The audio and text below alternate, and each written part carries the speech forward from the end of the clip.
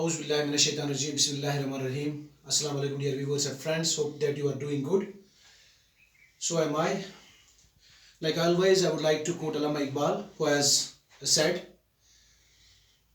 "तू शाहीन है परवाज़ है काम तेरा, तेरे सामने आसमां और भी हैं." As you can see on the board, classes 5th onwards means the general lesson of English and subject English, and my today's topic it is homographers. Yes, homographers, the topic that I have chosen.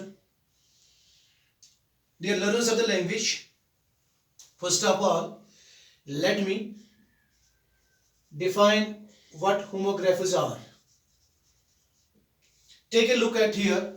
You will see a compound word in shape of homo and graphus. In the previous lesson, we had discussed about homophonous, but today we are discussing about homographers. Homo means alike, and graphus means the constituents of a word. I mean to say, the letters of alphabet that we use in order to make a word. They are, in other words, known as graphemes. In English, they are known as graphemes as well. So the letters that we use in order to make a word, if the letters are alike, if the letters are same, in such a case we shall say, or we will say, or we say that it is a homograph. For example, bat and bat, book, book, date, date, long, long. These are some of the words where you see bat, bat. These are alike so far as their spellings are concerned, so far as their pronunciation or sounds are concerned. But when we use them in different structures or in different situations or in different sentences, they give us totally different meanings. For example,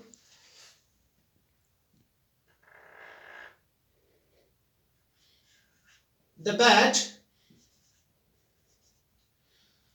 I use it in this match or game is my favorite.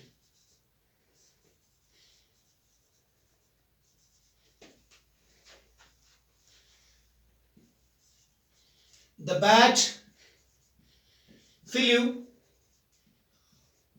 over my head.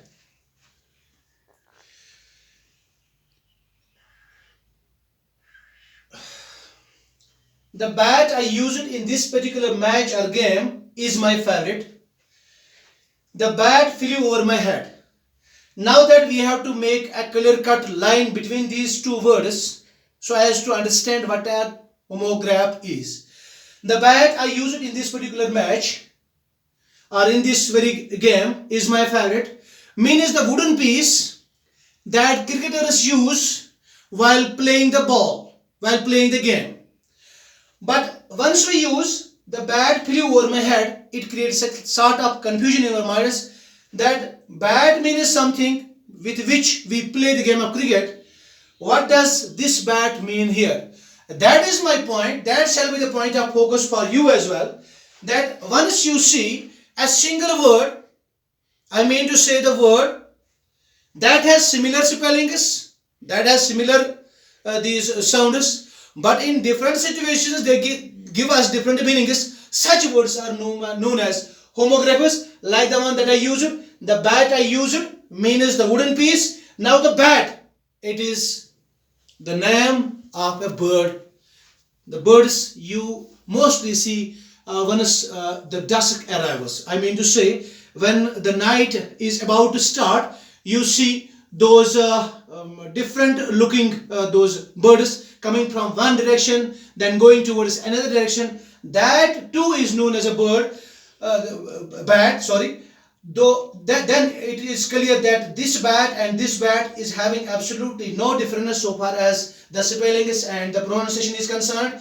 But once we go into the depth of these sentences, we are translating these sentences from English to our own language or any other language, we get to know that this word means something in this very sentence and the same word means something different in this very sentence. So such words in English language are known as homographs. Let me quote one more example. The book was published on the same day and date when I was born. Number one,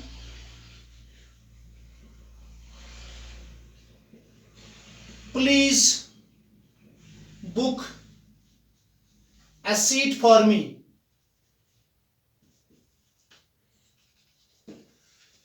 Once again, I selected this pair of words, date and date. The first sentence, the book was published on the same day and date.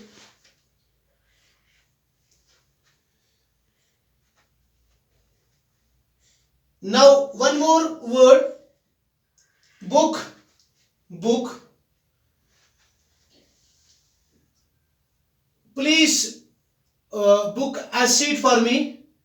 One more, that is the date seems rotten. The date seems rotten. Now I have taken two sets of these words, sets of homographs. One is book. The book was published. You can understand that is a noun, book, as we read lots of books like the book Holy Quran. And then I have written, please book a seat for me. It means something different. Please book a seat for me. That means it's a verb and here it's a noun. But right now we are not discussing about the parts of speech. We are discussing about the homographs, that this word has some different meaning in this particular situation or this sentence, and when we reach to this sentence, this word has some different meaning. And let us move on into this sentence. We will see the book was published on the same day and date. A date means something in this very sentence. When we go to the bottom of these series of sentences, we see the date seems rotten.